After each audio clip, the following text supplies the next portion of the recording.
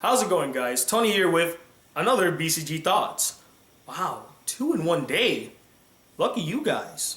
Now, in my first video, I talked about the DC Extended Universe and how I'm really concerned for it, and I feel like it's in trouble and definitely needs someone with direction, passion, and vision to lead it down the right path in order to make it successful and able to compete with the rest of the competition.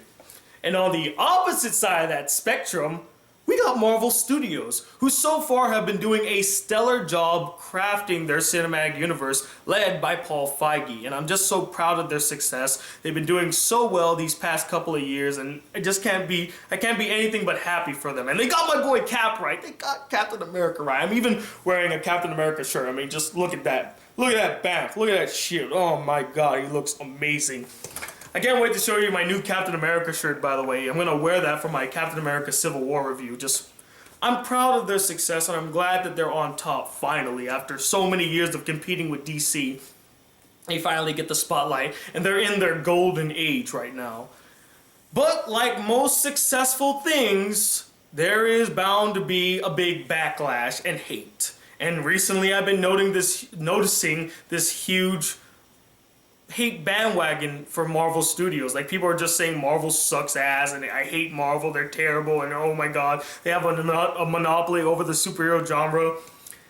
Now, this is a given. You know, when anything gets extremely popular or extremely successful, you're gonna have those haters that just hate on it just to hate on it because it's successful and it's doing so well. It happened with Jennifer Lawrence, it's bound to happen with Chris Pratt. Right now it's happening to Marvel Studios because they're just doing so well right now.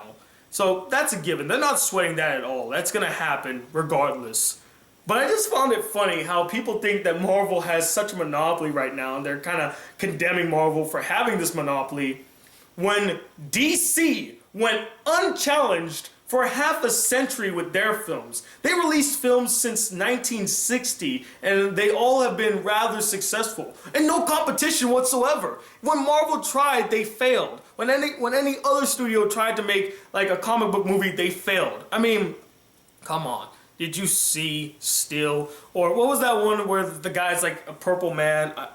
Phantom. The Phantom. Remember the Phantom? Or remember the one starring Pamela Anderson? It's like Boobarella. I don't remember what it's really forgettable. But no one was able to compete with DC for half a century. They had a monopoly over the superhero genre. They had the most successful films at that point in time.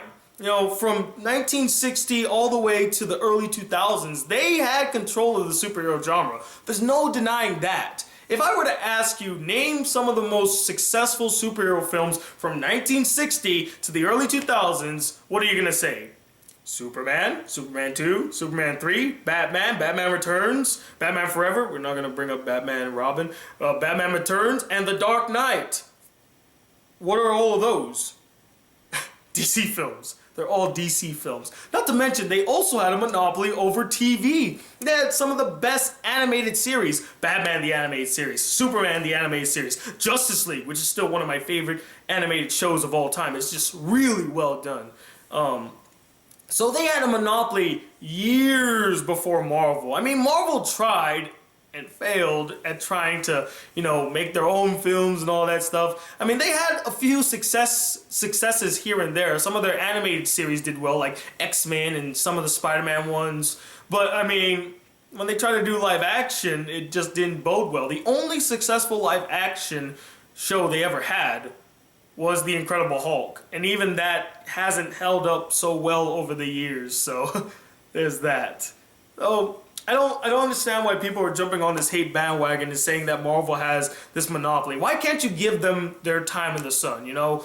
It's their turn to be at the top. It's their turn to have the spotlight shined on them. They've tried years to stand out, and finally they get the spotlight. Why take that away from them? That's so unfair. So yeah, I thought I'd just voice that concern. I feel like a lot of people are just condemning Marvel and saying, oh, you don't deserve to be on top. Let them have their time in the sun. You know, DC, you had your time. You had 50 golden years unchallenged. And now you finally get competition and you're kind of buckling under the pressure because, you know what? They got soft. They literally got soft because they didn't expect to have competition. They had 50 years of no competition, and all of a sudden in the 2000s, Marvel comes up, kicks their asses, and they're like, shit, what do we do? Oh fuck, we've never had competition before. It made them soft. And that's why they're doing so poorly with their extended universe. It caught them way off guard because they were so used to the status quo.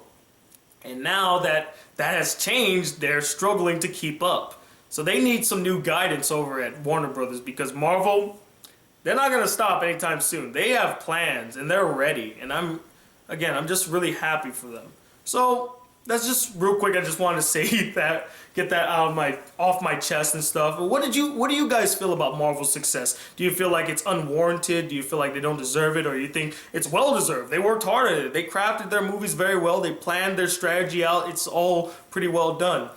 And yeah, comment below and let me know. Stay tuned. I got some other Marvel videos I plan to do. I have some theories and ideas about certain things with Captain America Civil War. And I might actually explain my reasons as to why I choose Captain America's side. It's not just because I'm a huge fanboy for Cap. I actually have valid reasons as to why I would join his side, regardless of my love for Cap. So stay tuned for that. And if you'd like to see more videos, come, subscribe to the channel. Check out all the other cool videos where I'm rambling in front of a camera like right now.